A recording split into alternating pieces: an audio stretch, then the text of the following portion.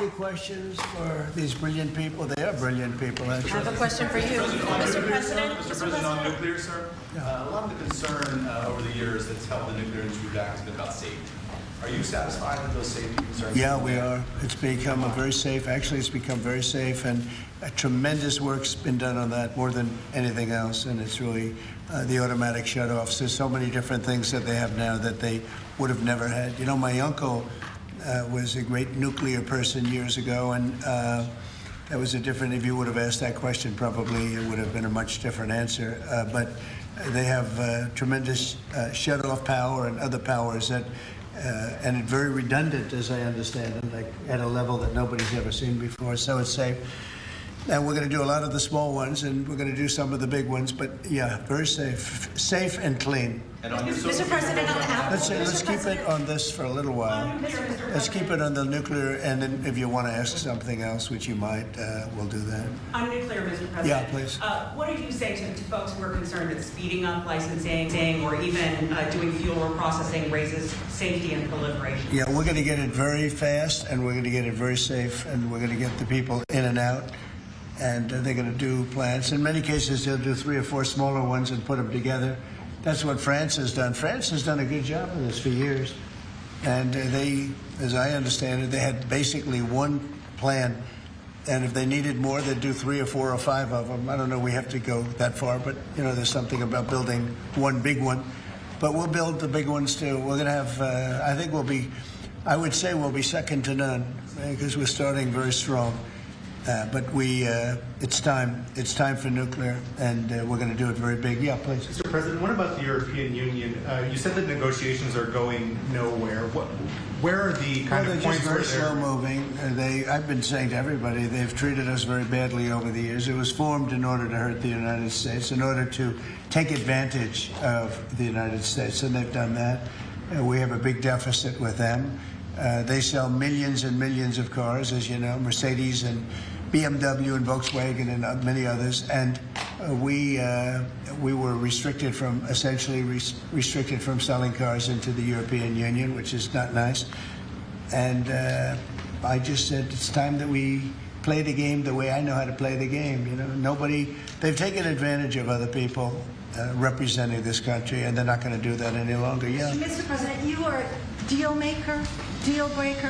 What are you hoping to achieve with a 50% tariffs on the? Well, I think this is there is no tariff, because what they'll do is they'll send their companies into the U.S. and build their plant. You know, we have I guess over $12 trillion practically committed. You look at other presidents; they haven't had $1 trillion for a year, for 2 years, for 3 years.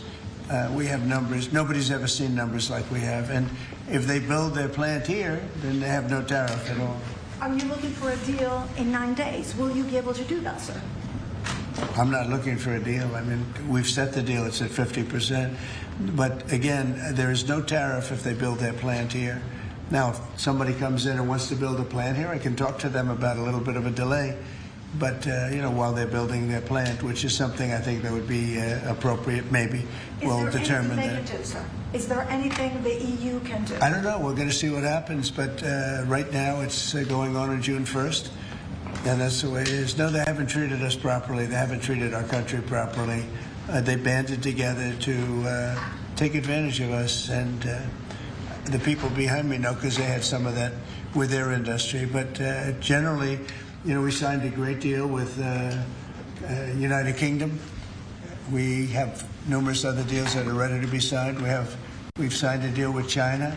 We have some really amazing deals. But the European Union, I mean, the sole purpose was really not to hurt us, but to take advantage of us. And we're not going to be taking Mr. President, on Apple, you said this morning that if they don't make their iPhones in the U.S., you're going to hit them with a 25% tariff. Right. Do you have the power to tariff one single company? And why would you want to hurt an American company in that way? It would be more. It would be also Samsung and anybody that makes that product. Otherwise, it wouldn't be fair. So anybody that makes that product, and that'll start on, I guess, the end of June. It'll come out. I think we have that appropriately done by the end of June. So if they make that product. Now, again, when they build their plant here, there's no tariff. So they're going to be building plants here. But I had an understanding with him that he wouldn't be doing this. He said he's going to India to build plants. I said, that's okay to go to India, but you're not going to sell into here without tariffs. And that's the way it is. Yeah. Well, why would you put an American What makes you confident, sir, that Apple can build in the United States at a price that American consumers? Oh, they can. No, they can. And a lot of it's so computerized now. These plants are amazing if you look at them, but they can do that. And actually, as you know, Apple's coming in with $500 billion. So are the chip companies. We have all of the chip companies coming in. The biggest, $500 billion, $200 billion, $250 billion they're spending. But we're talking about the iPhone now, and the iPhone. If they're going to sell it in America, I want it to be built in the United States. They're able to do that. When you say that Walmart should eat the cost of the tariffs, is that an acknowledgement that it is U.S. companies that bear the brunt of tariffs, not foreign countries? Sometimes the country will eat it. Sometimes Walmart will eat it, and sometimes there'll be something to pay, something extra. I've always been a fan, and I've always believed. And if you look, take a look at what I did 4 years ago. We had the greatest economy, and we had no inflation. Remember that. We had no inflation, and yet we had hundreds of billions of dollars of tariffs that I put on China, yet we had no inflation. We had no big cost differential. Oftentimes, and I don't like it when a department store, because they'll do a lot of business, but they announce record profits and everything else. They have to take out some of their profits. They'll make a little bit less money. But I don't want the consumer. I don't want the consumer to pay. But why impose tariffs that are hurting American businesses? They're not hurting. They're helping because they're creating jobs in America. We're creating tremendous amounts of jobs in America like you've never seen. We're having investment in America. We're not getting ripped off by every country in the world. We've been ripped off by every country in the world. They're making their product. They sell it. They don't give our people the jobs. They make them with other countries' jobs. And we will have something that nobody will ever see again, I think. I think we have a potential to do numbers that we never envisioned in the wildest year. Look at what's happening. 10 to 12 trillion dollars in literally a couple of months. It's nothing like that's ever happened. It's we're doing a very special thing. We want, if they're going to sell it here, generally speaking, not for all products. There's some products we don't want to make. And frankly, we're much better off getting them elsewhere. But for certain products, we want cars. We want to make cars. We don't want to have, and I like Canada very much, but we don't want to have Canada making our cars. We want to make our cars. Oh, it's a phone call. Do you mind? Hello? Okay, it's only a congressman. I'd let you know, actually. Mr. President, are you considering stopping other universities from taking foreign students?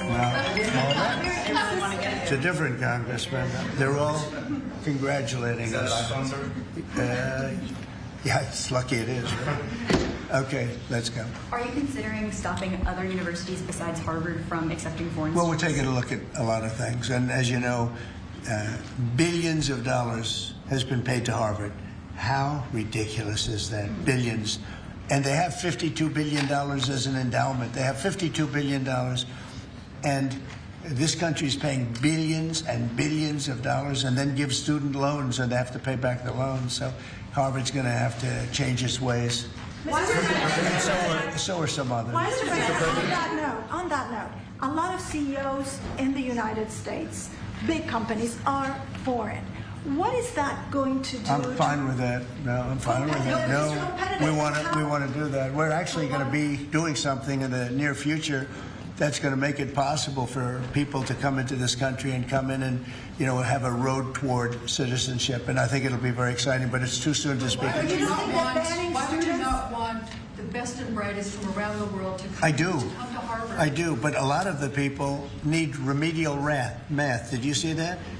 Where the students can't add 2 and 2, and they go to Harvard. They want remedial math, and they're going to teach remedial math at Harvard. No, wait a minute. So why would they get in? How can somebody that can't add or has very basic skills, how do they get into Harvard? Why are they there? And then you see those same people picketing and screaming at the United States and screaming at, they're anti-Semitic or they're something. We don't want troublemakers here. But how do people that can't, when Harvard comes out with a statement that they're going to teach some of their students remedial math, that's basic math, that's not the deal, okay? And anymore. Are there other countries you're considering shortening the 90-day pause on tariffs for? And then are there specific steps you're looking for the EU to take? We're doing well. We have a lot of requests, and you know, you don't have the people to handle it, frankly. Everybody wants to make a deal. I'm sure now the European Union wants to make a deal very badly, but they just they don't do it right. They don't go about it right. The other thing they do is they sue our companies all the time. You know, they have suits where their judges, I don't know if they're appointed by them, but they're definitely Europe-centric, and we're not going to stand for it. They won a $17 billion lawsuit for Apple, and I read that case, and that's not a case that should have been won. They're suing other of our companies. They use this as a weapon, but they use it really to raise funds for what they do. It's almost like a fundraising mechanism. So we add that to the fact that they do the non-monetary tariffs and lots of other trading, you would call them trading barriers. They don't take our cars. They don't take our agriculture. They don't take anything, but we take their cars by the millions. And therefore, they have the jobs, they get the money, and we get closed plants. It's not going to happen that way anymore. Thank you very much, everybody. Thank you. Thank you. Thank you, press. Thank you, press. Thank you. Thank you. Please don't. Thank you, press. Please keep moving. Please keep moving out the door this way. Thank you, sir. Thank you, sir. Live inside the Oval Office right there as President Donald Trump signed several executive orders on nuclear energy proliferation and an order removing political considerations from public sector science, as conservatives are claiming the latter was scandalized in its response to the COVID-19 pandemic. President Trump also signed restoring, quote, gold standard science as the cornerstone of federal research. We did just bring that to you live here from the White House. Any more developments on this, we will bring it to you, as we also did just hear the president answering media questions on a range of several other topics and headlines. We'll be right back.